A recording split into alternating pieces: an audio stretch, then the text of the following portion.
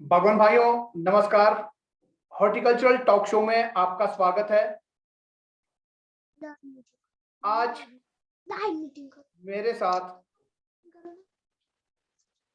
Horticultural talk show में farmer guest हैं mister Nandlal जी।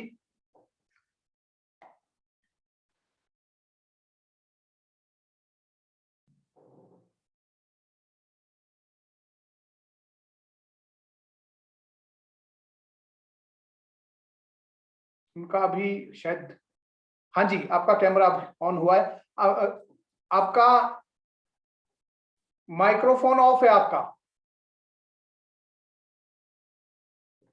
Unmute कीजिए, अनम्यूट। जी, आवाज आ रही है नंदलाल जी आपको? आ रही सर, आ रही है आपकी। ठीक है, आपका बहुत बहुत स्वागत है हॉर्टिकल्चरल टॉक शो में। जी नंदलाल जी, आप हैं जिला कुल्लू के आनी तहसील से। हाँ जी सर। जी, तो आप बताएं, आप सिर्फ बागवानी करते हैं या बागवानी के साथ कोई और कुछ और भी आप करते हैं आजीविका के लिए? आजीविका के लिए सर मैं जॉब करता हूँ। अच्छा, गवर्नमेंट या non government? Government sir, government. Government job करते हैं आप। जी, कौन से डिपार्टमेंट में?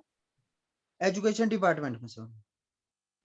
बहुत बढ़िया जी। अच्छा, तो नंदलाल जी एचपी गवर्नमेंट के एजुकेशन डिपार्टमेंट में जॉब करते हैं एज एज टीचर?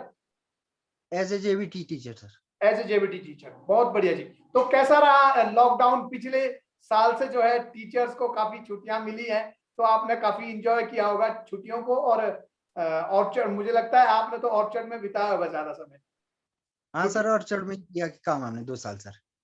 जी, बहुत बढ़िया। तो अभी जो है आप कितनी लैंड आपके पास है जिसमें ऑर्चर्ड लगे हुए हैं, 5 बीघा है सर हमारे पास।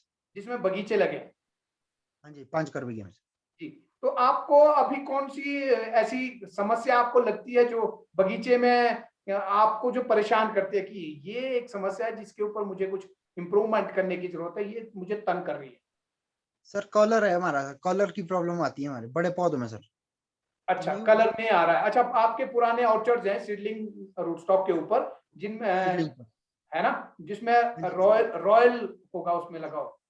रॉयल है सर, सर रॉयल। जी, अच्छा, तो उसमें कलर की दिक्कतें हैं ज्यादा? दिक्कत है सर।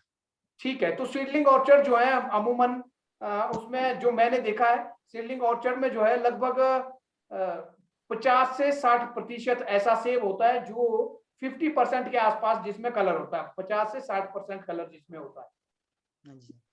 पुराने ऑर्चर्ड में। हम्म।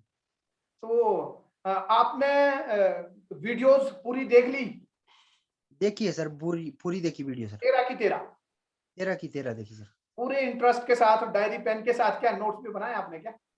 हाँ सर, नोट किया है मैंने सर। हाँ, क्योंकि आप तो एजुकेशन डिपार्टमेंट वाले हैं, बच्चों को रोज आप होमवर्क देते हैं, तो उम्मीद है आप खुद भी नोट्स बनाते होंगे। बिल्कुल सर, बिल्कुल। जी, तो बहुत अच्छा। और तो आप मुझे बताइएगा कि वीडियो जो आपने देखी है, 13 वीडियोस, लाइट ज्यादा आ गई, 13 वीडियोस जो आपने देखी हैं उसमें कौन सा आपको जो है उन 13 चैप्टर्स में से आपको सबसे इंटरेस्टिंग कौन सा चैप्टर लगा, कौन सा लेसन आपको लगा सर उससे तो बहुत कुछ सीखने के लिए मिला है, क्योंकि उसमें जो फंडामेंटल्स है, बेसिक है सर, उसमें उस पर ध्यान दिया गया है। यदि हम बगीचे में अपना बेसिक पहले क्लियर करेंगे, जैसे canopy management, soil borne disease, अगर इन चीजों पर ध्यान दिया जाए तो क्वालिटी स्वतः ही आएगी। जी? हाँ जी सर। जी, बहुत बढ़िया। तो क्या लगता है आपको ये कोर्स आपने, आप इंडक्शन में थे जिस दिन जो है कोर्स जो है हमारा कैसे वर्क करेगा, पूरा मॉडल हमारा क्या रहेगा, और उस दिन थे आप वेबिनार में? हाँ था सर, मैं क्योंकि मैंने 25 तारीख को ले लिया था सर ये। बहुत बढ़िया। तो आपको तो पूरा मालूम होगा कि मॉडल जो है किस तरह से ये काम करेगा, हम किस तरह से मिल करके जो है ऑर्चर्ड में ट्रांसफॉर्मेशन लाने वाले हैं। आपको तो थोड़ा सा आप अगर दर्शकों को बताना चाहें कि किस तरह से ये वीडियो लर्निंग मॉड्यूल जो है काम करेगा। सर क्योंकि इसमें बेसिक ये ज्यादा बेसिक पर इसमें लो इन्वेस्टमेंट, आउटपुट ज्यादा आने के पूरे पूरे चांसेस है सर। जी हाँ जी सर। जी। तो आपने जो है मॉडल नहीं, आप वेबिनार में थे जिसमें जो है पूरी साल का जो ईयर प्लान है, मंथ वाइज, वेबिनार वाइज उसका भेजा है सर आपने, शेड्यूल भेजा है आपने सर, उसमें तो नहीं था मैं। अच्छा, शेड्यूल आपने देखा है पूरा? हाँ जी हाँ जी, शेड्यूल तो देखा सर। मुझे लगता है शेड्यूल को ना प्रिंट करके अपने घर में, अपने कमरे में रखने की जरूरत है, ताकि हम शेड्यूल के हिसाब से वेबिनार्स को, जो जो आपको लगती है ये वेबिनार जो है मुझे अब बिल्कुल 101% जो है ये मुझे मिस नहीं करनी है, इसमें मुझे रहना ही है, ताकि आप वहां से नोट कर पाए, ऐसा। बिल्कुल सर। जी। तो आप जो है बाकी बागवानों को, आप जो है खुद एक टीचर हैं, आप समझते हैं कि इंफॉर्मेशंस और जानकारियां इकट्ठी करना जो है वो कितना लाभदायक होता है किसी भी प्रोफेशन के लिए। और क्योंकि आप तो खुद जानकारियां बांटते हैं, बच्चों के साथ अपना ज्ञान बांटते हैं, तो आपको क्या लगता है कि लोगों को जो है ये इंफॉर्मेशंस लेने के लिए क्या वीडियो लर्निंग मॉड्यूल की तरफ जाना चाहिए? लोगों को बिल्कुल फायदेमंद सर जाना रहेगा? चाहिए। हाँ जी सर, लोगों को तो जाना पड़ेगा क्योंकि तभी तो ट्रांसमिशन हो पाएगा सर यहाँ जी एप्पल इंडस्ट्री में, तभी तो ट्रांसमिशन आएगा सर। बहुत ज्यादा जरूरत है लोगों को सर। जी। ठीक। हाँ जी तो हाँ जी। आप, आपका आपका प्रश्न कोई आज जैसे हॉर्टिकल्चरल टॉक शो में जो है जो भी गेस्ट होते हैं वो अपना एक प्रश्न पूछते हैं, आपका कोई प्रश्न हो जो आप मुझसे पूछना चाहते हो? सर आपने हमें बताया कि वही, क्योंकि आज तक कोई पता नहीं कि कल्टीवार का कोई पता नहीं था पहले सर। जी क्योंकि सभी बोलते थे कि वही वैरायटियां, ये वैरायटियां हैं। अब किस ग्रुप की वैरायटियां हैं वो किसी ने नहीं बताया आज तक। तो मेरा और सभी ऐसा भी बोलते हैं कि वही कल्टीवार में वेरिएशन आती है। यदि हम फ्रूटिंग प्लांट से साइनवुड लेते हैं तो उसमें वेरिएशन पाई जाती है। क्या ये सत्य है कि सर?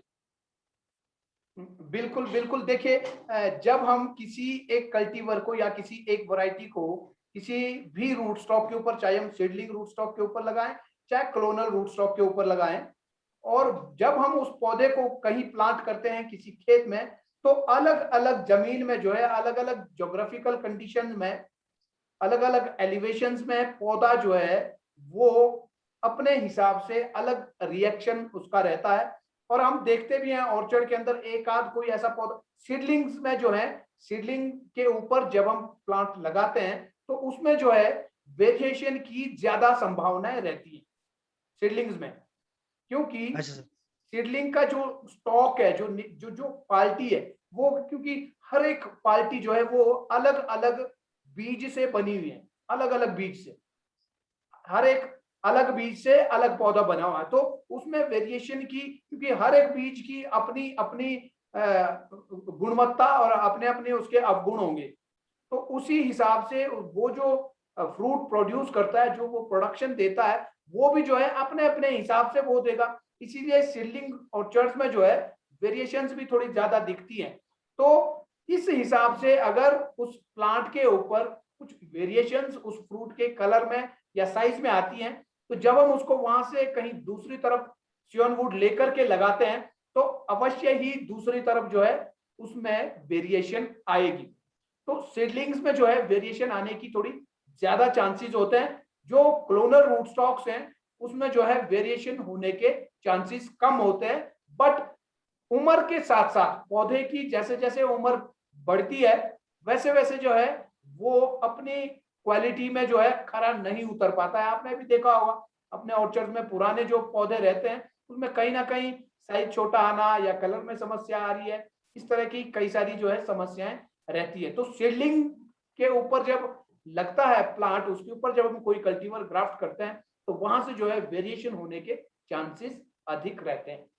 इसीलिए एक मदर प्लांट जो है, स्पेशली मदर प्लांट रखा जाता है जिससे जो है ये सियोनवुड्स ली जाती है।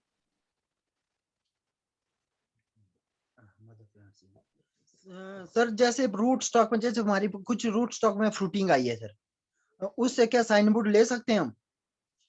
बिल्कुल, अगर फ्रूटिंग के ऊपर वो आ गया है तो आप बिल्कुल उससे जो है साइनवुड ले सकते हैं। उसमें वेरिएशन आने के कितने चांस रहेंगे सर आगे? नहीं, उसमें जो है अगर उस प्लांट के ऊपर आपको लगता है कि वेरिएशन, वैसे जो है फ्रूटिंग के कम से कम 3 साल तक जो है ट्रू सैंपल नहीं भी आ सकता है, बट 3 साल तक जब प्लांट फ्रूट दे देता है तो हम ये मान के चलें कि 3 साल के बाद जो भी वो फ्रूट देगा वही जो है उसमें वैसा ही जो है उसका वो रहने वाला है फ्रूट। लेकिन 3 साल तक आप जो है ये नहीं कह सकते हैं कि ये जो है फ्रूट में मान लो कलर में कोई प्रॉब्लम आ रही है, कम कलर आ रहा है, आपको लगेगा कि यार ये तो वैसा आ ही नहीं रहा है, बट इनिशियल ईयर्स में पहली दूसरी साल में जो है फ्रूट की क्वालिटी में फर्क रहेगा और इंप्रूवमेंट होने की, एवरी ईयर उसमें इंप्रूवमेंट होने के चांसेस रहते हैं। मतलब कि 3 साल तक जब वो फ्रूटिंग दे देता है तो तब हम ये मान के चल सकते हैं कि अब जो है इसमें गुंजाइश नहीं, ये जो है इसमें ऐसा ही फ्रूट आने वाला है। सर ये तो हमें भी क्योंकि जो हमने रूट स्टॉक लगाया था ना सर, टिश्यू कल्चर का, माइक्रो प्रोपोगेशन का सर, उसमें कुछ 3 साल तक उसमें कलर की समस्या रही, लेकिन अब पीछे 2-3 साल से उसमें कलर आना बहुत शुरू हो गया सर, अच्छा हो गया अब। जी हाँ जी सर। जी जी बिल्कुल। तो उम्मीद है आपको अपने प्रश्न का जवाब मिल गया होगा। तो आपसे बात करके बहुत अच्छा लगा नंदलाल जी।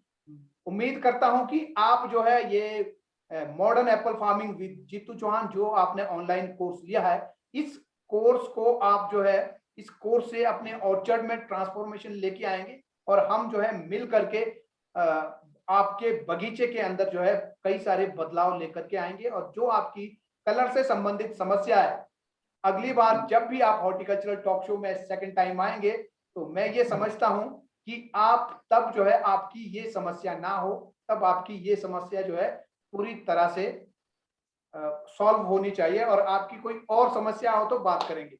बट ये जो कलर वाली समस्या है, अगले बार हॉर्टिकल्चरल टॉक शो में आपकी ये समस्या का समाधान हो जाना चाहिए।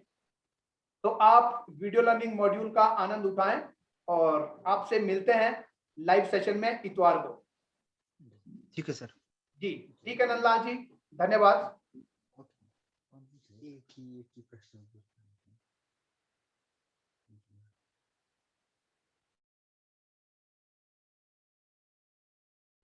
तो बागवान भाइयों, आज के हमारे गेस्ट फार्मर थे मिस्टर नंदलाल जी, जो कि कुल्लू जिला के आनी तहसील के रहने वाले हैं, पेशे से अध्यापक हैं, JBT in education department of Himachal Pradesh government, लेकिन सरकारी नौकरी के साथ साथ अपने ऑर्चर्ड्स को भी संभालते हैं। और इन्होंने जैसे कहा कि इनके जो है जो अभी करंट जो प्रॉब्लम है, जिसको ये मेन चैलेंज समझते हैं एप्पल फार्मिंग में, वो है अपने सीडलिंग ऑर्चर्ड्स में कलर नहीं आना, या यूं कहें सही से कलर नहीं आना। और मैंने जब इनसे बात की तो ये कहते हैं कि इनके ऑर्चर्ड में जो है 40% तक जो है लेस कलर सेव होता है, और फिर भी ये जो है जो 50 से 60% कलर वाला जो सेव होता है उसको ये जो है सेकंड ग्रेड में डालते हैं।